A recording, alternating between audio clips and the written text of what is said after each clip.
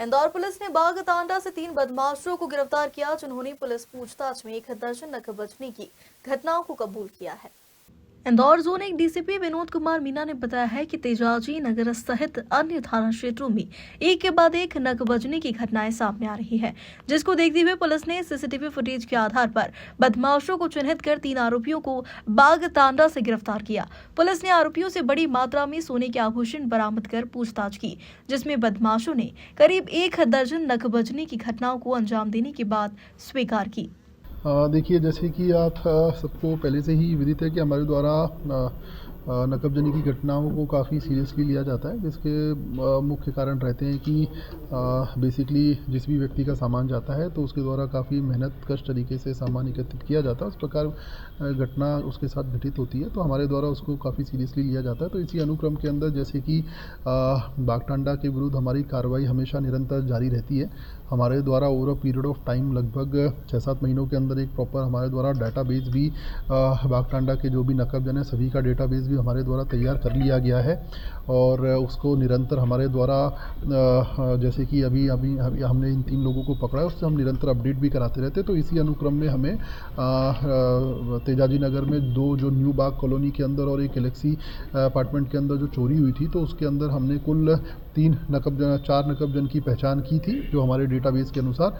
उसमें से हमारे द्वारा हमारे टेक्निकल एनालिसिस के आधार पे जब हमको प्रतीत हुआ कि ये वहाँ हमको पाए जा सकते हैं बागतांडा में इस वक्त ग्राम गुराड़िया में, तो हमने एक स्पेशल टीम को वहाँ पे डिस्पैच किया, जिसके अंदर से हम 3 लोगों को पुलिस ने पकड़ा और जो इनका जो मुख्य आरोपी था खुरप सिंह करके, तो वह अभी मौके से फरार हो गया था।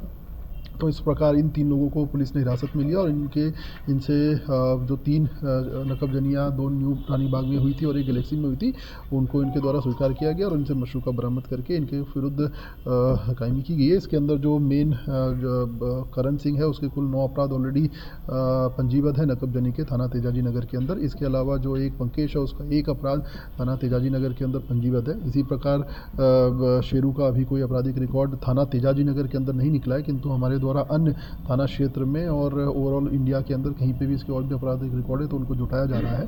तो इस प्रकार हमने इन सभी को हिरासत में लेके कार्रवाई की है।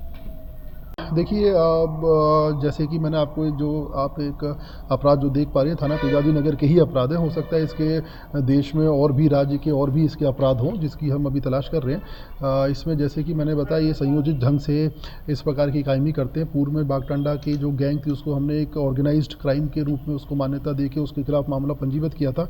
इसके अंदर भी हम जो बीएनएस का नया सेक्शन है ऑर्गेनाइज्ड क्राइम, उसको हम इसमें इंक्रीज़ करेंगे। तो इस प्रकार ये ऑर्गेनाइज्ड ढंग से क्राइम को अंजाम देते हैं। मोस्ट ऑफ द टाइम ये अपने घर के बाहर रहते हैं। कभी कभी ये जैसे शादी त्योहार वगैरह जो भी रहता है उसमें कभी कभार ये आते हैं। तो इस प्रकार हमें लंबे समय तक इनको ट्रैक करना पड़ता है और कई दफ़ा ये 1-2 साल तक जेल के अंदर भी बंद रहते हैं। इस प्रकार काफ़ी डिफ़िकल्टी आती है हमको, बट क्योंकि हम निरंतर इसमें मॉनिटरिंग करते रहते हैं और निरंतर इनको सुपरवाइज़ करते हैं, तो इस प्रकार जब ये मिलते हैं तो हम इनको हिरासत में लेते हैं। सर, बताया जा रहा है करण के पिता भी अपराधी, करण जो खुरप सिंह है बेसिकली उनके 25 से 30 अपराध होने की पुष्टि हुई है, तो वो मेन आरोपी अभी फरार है। मौके से फरार हो गए थे। सर, लाखों रुपए का माल पुलिस ने बरामद किया है। ये माल किसने खरीदा था और कहां से बरामद हुआ? देखिए, को भी आरोपी बनाया गया? डेफिनेटली इसके अंदर जो माल इन्होंने जिन सुनारों को बेचा है उसके अंदर विवेचना अभी इन्वेस्टिगेशन हमारा जारी है। तो इसके अंदर जो सुनारों ने माल खरीदा है ये जानते हुए भी कि ये चोरी का माल है, उनको भी इसमें डेफिनेटली आरोपी बनाया जाएगा।